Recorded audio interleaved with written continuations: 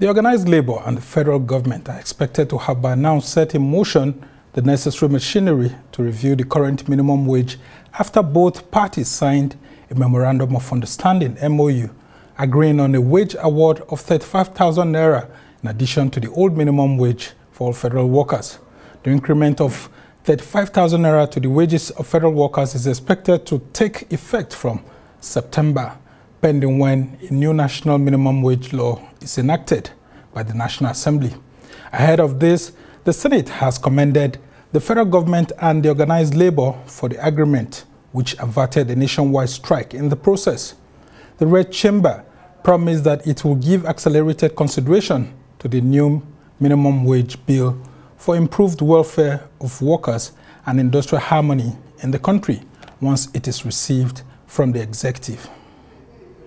Well, to help us dissect the issues of the wage award of 35,000 naira to federal workers and other issues in the negotiation between both the Labour and the federal government, we have joining us from our Lagos studio, Achike Chude, who is a public affairs analyst. Thank you so much, Achike, for joining us.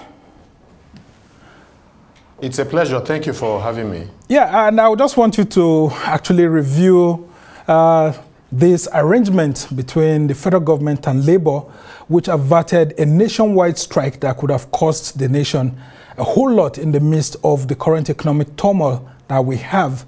What do you make of the agreement signed and, of course, the several points listed and the ability to be able to deliver by the federal authorities? Well, I think the federal government obviously was under pressure. You could say that the ability of or the inevitability of the strike by labor was dependent on the decision and the action of the federal government with regards to what the workers had been agitating. And so the federal government found itself in a very difficult position. Obviously, the workers were also under tremendous pressure because of the promises that had been made to them by the government for the past 3 months. And so, this pressure, of course, is not just pressure from the leadership of Labour, but from members nationwide. And so they had to do something. And, they were already being ridiculed by a lot of people across board in the country that they were toothless and they did not have the capacity to ensure that government would comply with whatever decision they had arrived at or they were going to arrive at. And so they were set. I believe everything had been put in place for a very crippling strike. And so the government really had no choice. The government had been playing hide and seek with Labour for quite some time.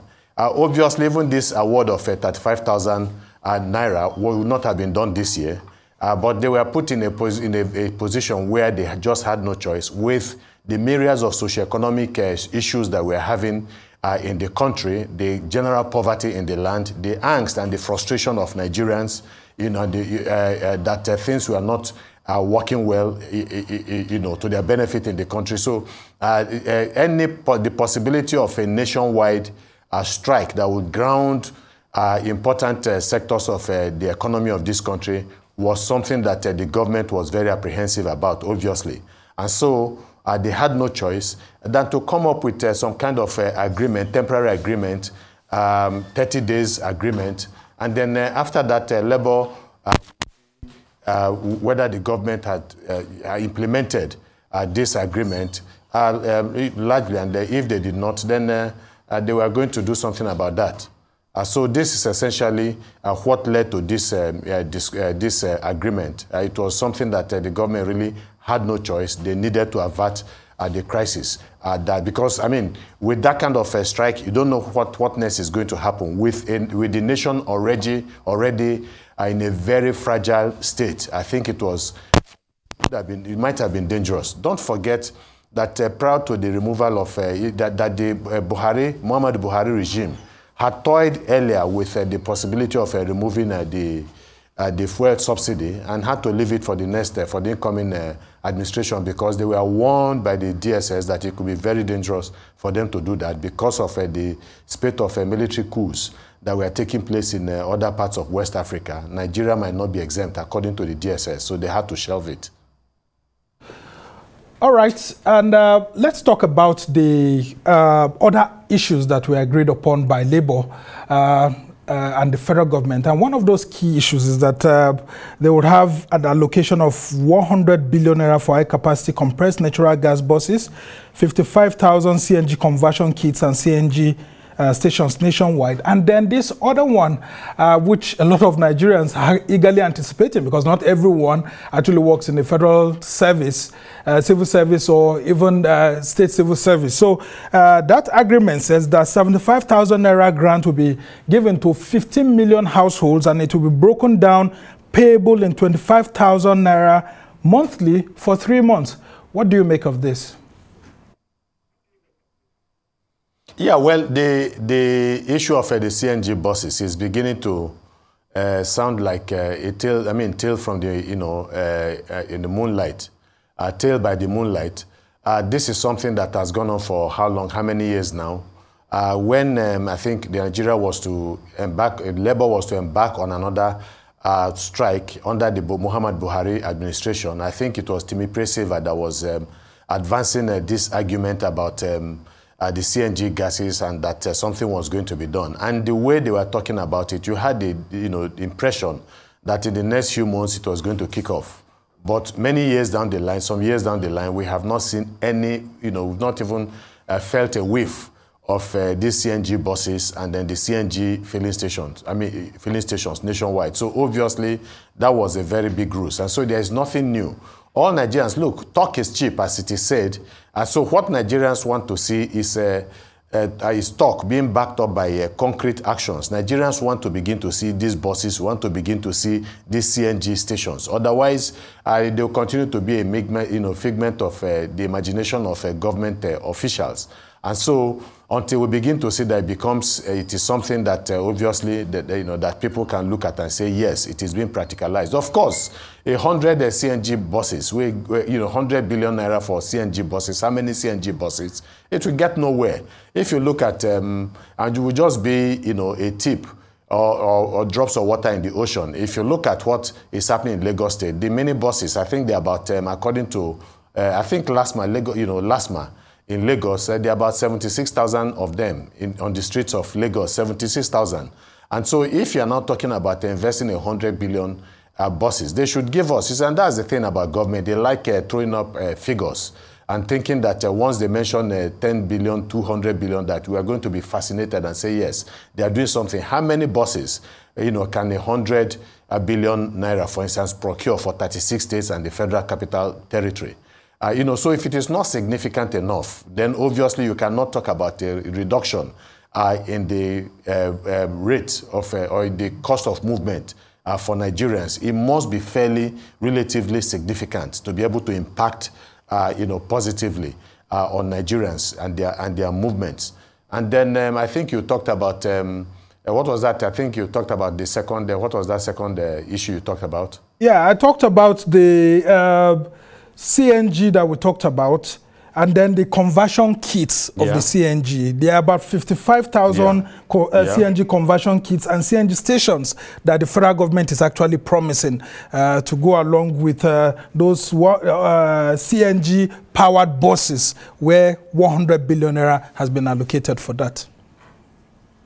Yeah, there were obviously, I'm not aware that there are timelines. I know that in previous discussions with the federal government that the government had talked about, for instance, the issue of the refineries, they had talked about a timeline of December. Because once you give timelines, then it is easy to follow up. And then when the government does not meet up with the timelines, it is very easy that the government has not lived up, to agreement. So it's not just about, like I said, throwing words here and there. Anybody can do that.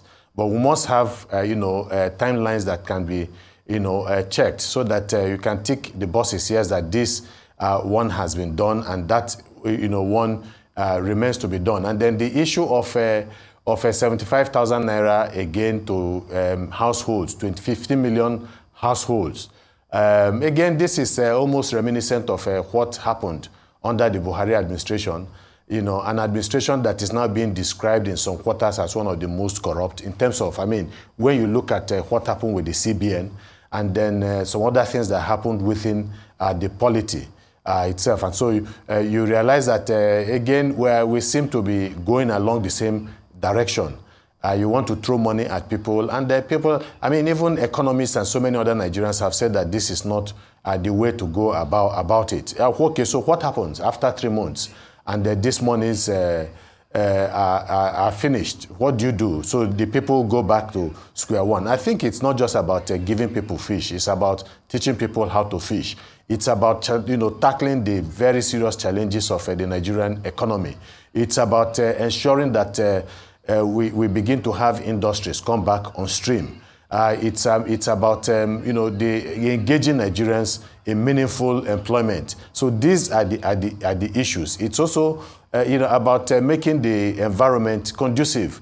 So for private people and you know, and entrepreneurs, ordinary Nigerians, informal sectors, you need to do something about the informal sectors that has contributed so much meaningfully in the past few decades to the growth of the country's GDP. So you don't solve the problems of poverty in the country by throwing money, 25,000 naira to people. With that, they are not able to do any meaningful investment, but just to sit down and then, you know, consume this money for the 3 months that, I mean, it is going to endure. I mean, it's going to, you know, that project will last. So that is not. It just tells you that government officials or government is not thinking outside of the box. It's the same old, you know, solution, the same old panacea to a problem that just won't go away. So these are some of them. And then again, I think you talked about the agreement by Labour with the government, the 35,000 naira wage award to federal civil servants. Obviously, this is part of that agreement on the memorandum is supposed to encourage the government and state governments to also get into the act and then also see what they can do to labor within their states. So I think, and then I think the issue of lecturers of universities and higher institutions who were denied their salaries as a result of the crisis of the strike embarked upon by some of these institutions, I think is very commendable and notable by Labour, and the government has said that they are going to look into it, and it is critical, it is important to look into it, because look, ultimately we are going to be the worst off. Lecturers are continue to leave the country in droves, even though we do not have enough. And so when the government is not in a position to bluff lecturers, they are not in a position to bluff doctors or other professionals that are contributing meaningfully to national development. Because once you make this, you know, a situation of work very, very unconducive for them, they will simply leave the country. And so you don't want to, who are you going to get to look after the welfare and the health needs of Nigerians, you know, and then teach our children. So unfortunately, this is the situation where we have found ourselves. So we should be the ones now looking for a way to make the welfare of these workers meaningful. Otherwise, we are all in very big trouble. All right, very interesting perspective there. I would like to say that this government has actually increased the salary for lecturers and all of that, announcing that and saying that they are serious to ensure that this time around they increase the emoluments of lecturers. But you've touched about, you've touched on several issues that actually takes me back to the issue of the Abacha government. During the military era, when Abacha was faced with this sort of situation, he actually set up PTF, the Petroleum Trust Fund, where all the quantum of monies that will be made in excess will actually be taken there. And that agency will actually get in touch of, you know, putting these palliatives in place. But we aren't seeing something similar here. The federal government, actually, from what we have heard, is going to be spending about 2 trillion naira on this agreement reached with Labour. Shouldn't it have been good if we had that sort of Abacha example where there's an institution that is put in place to actually manage such quantum of funds, so that we don't just see these funds not making any meaningful impact, and so that we are able to track the money just like it happened during the Abacha regime. And coincidentally, it was former head of state Muhammadu Buhari that actually anchored that PTF program. Talk to us about that. Yeah, obviously, you would expect something. That's why I was talking about the need for the government and government officials to think, outside of outside of the box. And obviously, apart from one or two abuses that characterized that particular program, but it worked. It worked. We saw their hands, their footprints in virtually every part of this country. Though the criticism was that there was over-concentration, of the activities and the expenditure in some parts of the country than in other parts. So we expected, an equitable distribution of the contracts in virtually, in different parts of the country. And so this obviously it should be something that the government should embrace. But you also have a government that is reluctant to spend money, even while the cost of governance continues to be high. And I think one other area, perhaps the Labour did not want to be political, but I would expect that when the government tells you that they do not have enough money, I would expect the Labour to also give government data and statistics about how much is being wasted on a daily basis as a result of this cost of governance, as a result of the emoluments of especially of elected public officers that runs into the hundreds of billions of naira.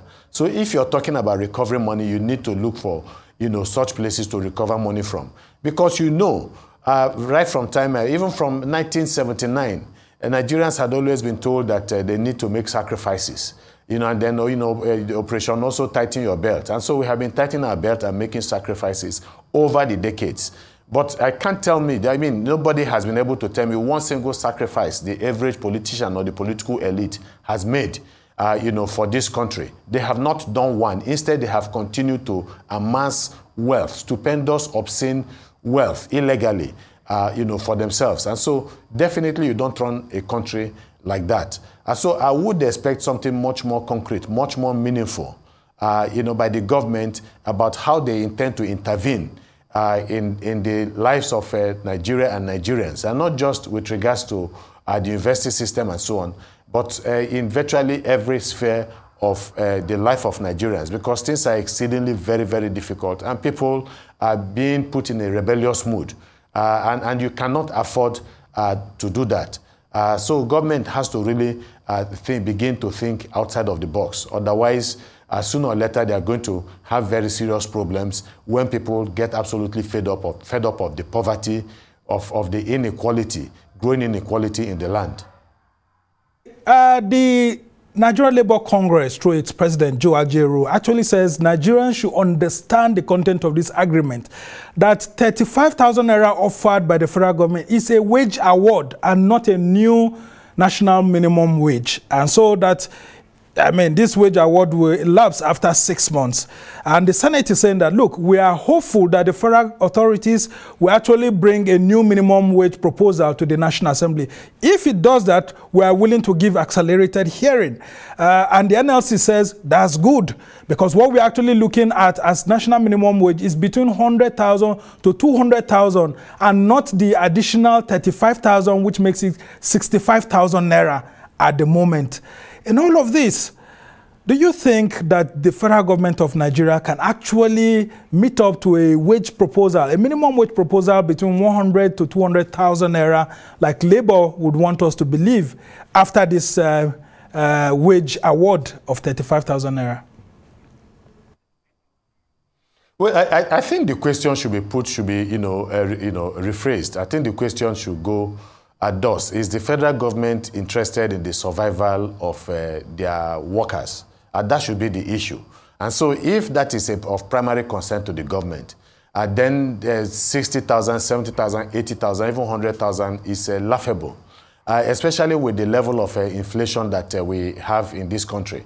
Of course, you know that the initial minimum wage, the previous minimum wage was about 18,000 naira, which a lot of the states were unwilling to pay. Even when it moved to about 30,000 naira, inflation had made sure, you know, that the 18,000 naira previously being given to the workers was more valuable than even the 30,000 naira. So the issue, you know, is that the government just absolutely has to look for a way. And of course, we know that the money is there. The money, how much is the country losing every single day, even up to now? About 400,000 barrels. Nobody has told us that the country is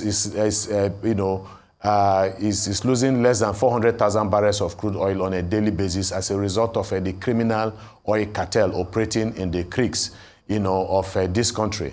With the collaboration of highly placed government agencies and the government officials and the politicians themselves too. And so if the government is serious, because anytime if the government has this wherewithal, this boldness and courage, when it comes to removing subsidy, they can take it off the people because they do not expect anything. But they lack this courage when it comes to confronting those people that are illegally siphoning the country's resources through illegal oil bunkering. So they must be able to summon the necessary courage that is needed to be able to save the country billions of naira on a daily basis. Once they're able to do that, then they will have a lot of money to be able to do something with. And so it's really funny and strange that as important as the issue of raising money and revenue for this country is, but the government, when it comes to getting this revenue from people who are illegally exploiting our resources, the government loses courage. So that tells you something about the people that are involved in some of these dastardly businesses. And so the government has to. Look, let's even put it this way. Can we say if that corruption in this country has stopped as a result of the new administration that has come in, not just at the federal level, but in all the states of the country? And then what is the quantum? And I think that is a challenge for journalists today. We need to have an idea of the quantum of corrupt money that is going out on a daily basis across the length and breadth of this country, from both local government, state government, and then the federal government. And so when you're able to determine that, perhaps we could say that maybe about 200 billion naira, or perhaps 100 billion naira, or 50 billion naira even, is being stolen on a daily basis across the length and breadth of this country.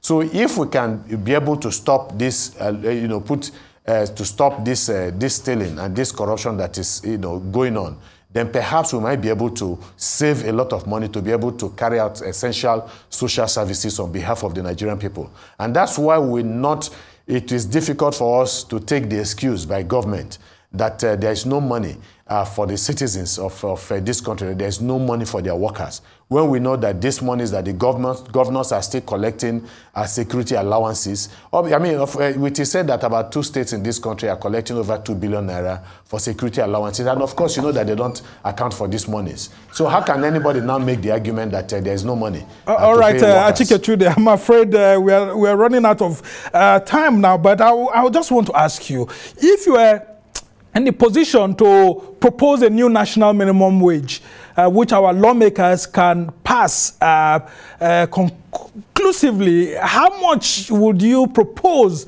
as a new national minimum wage to the Nigerian government that you think will be acceptable by Labour, and then, of course, government, in such a way that it can also make a meaning in the life of the average Nigerian worker?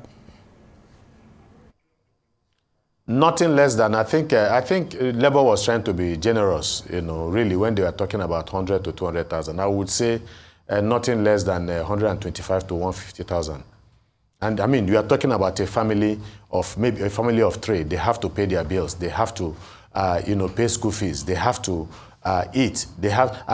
It's not even enough. We know it is not enough. So even apart from increasing the minimum wage of workers, the government just has to go out of its way to begin to resolve the economic contradictions that makes this country absolutely difficult or unlivable. Government must be able to address all of these issues, and they will not address these issues simply by increasing minimum wage. That is one. But they now need to do something about the level of inflation in this country. They now need to ensure that there is food security and that the prices of foodstuff are cheap and are, affordable for the citizens of this country. You think if that goes into the National Assembly, it will come out the same way? You're proposing 125,000 to 150,000 because the lawmakers will also want to ask about the states and private sectors. Can the state governments be able to afford between 125,000 to 150,000, including the private sector, when many of them were unable to pay 18,000 naira or even the 30,000 naira we currently are? Many were reluctant. If you are talking about state actors, many of them were reluctant to pay 18,000 or 30,000 because they were selfish. I've just told you about what happens with the security vote. This is legalized or legalized stealing, by public office holders. What are they doing with that money? That money will go a very long way in ensuring that their workers, are paid. And then we also need to do something, about the economy also, so that the private sector can actually be in a better. I admit that it is also not difficult because of the kind of economy we are running. This IMF imposed a solution to the problems of the country. Obviously, have not worked in many parts of the world, have not worked in this country. And so we need to begin to look at the recommendations of the Bretton Woods institutions, how they have fared in countries where they have been where they have been used. The World Bank and the IMF some time ago said that regretted the fact that their solutions have not exactly worked in places, third world countries, like Africa. So we shouldn't take everything they give us hook, line, and sinker. There must be a way. And this issue of government has no business in business. It's an absolute farce. Of course, it's a lie. It's a falsity. The fact that the government of the United States, the heart of capitalism, has to step in from time to time to save exclusively private industries from collapse gives you an idea that when the government has to intervene, for the purpose of sustaining the economy of the state, it has to intervene. But they are telling us a different thing, and our politicians are taking it hook, line, and sinker. All right, we must thank you so much. Achike Chude is a political and public affairs analyst. He also comments on African affairs. We must thank you immensely, especially I'm very sure that the workers will be very happy with your recommendation between 125,000 naira to 150,000 naira as your own proposal for the new minimum wage. And of course, Labour is saying between 100,000 and 200,000. We must thank you immensely for being on the program to help us understand the agitations for a new national minimum wage based on the agreement reached between the federal government and Labour, and we hope to have you sometime again.